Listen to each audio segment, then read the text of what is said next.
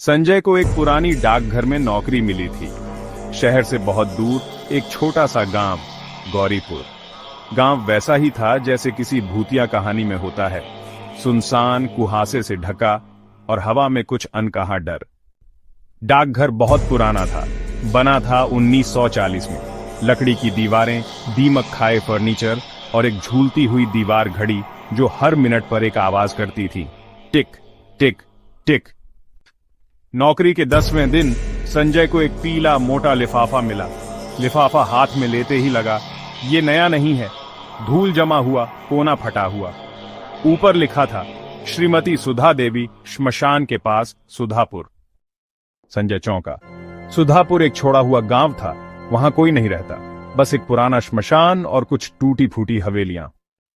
फिर भी संजय के मन में सवाल उठता रहा, किसे भेजनी थी ये चिट्ठी?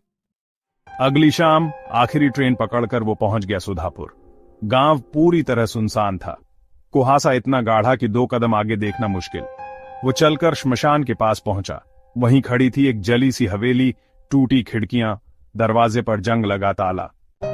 संजय दरवाजे के सामने खड़ा हुआ और धीरे से बोला, सुधा देवी?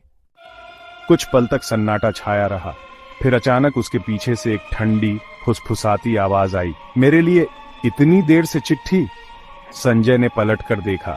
एक बूढ़ी औरत खड़ी थी, सिर से पांव तक सफेद, फटे पुराने कपड़े, लेकिन उसका चेहरे पर एक अजीब सी मुस्कान थी और उसकी आंखों में सफेदी नहीं थी, बस काला गहरा साया। वो चिट्ठी ली, धीरे धीरे खोली और पढ़ने लगी। संजय ने ध्यान से देखा। चिट्ठी में कोई अक्षर नहीं था, बस लाल खून के धब्बे।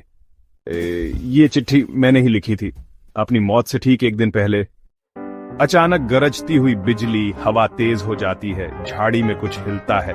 संजय पीछे हटने लगा, लेकिन उसके पैर जैसे जमीन में जम गए।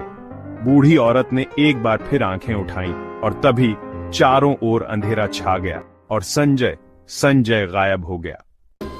कुछ दिनों बाद जब लोगों ने उस डाकघर की पुरानी अलमारी साफ की तो उन्हें वही चिट्ठी मिली, रक्त में सनी हुई। धीमी घड़ी की टिक टिक और हवा की आवाज धीरे धीरे होती है।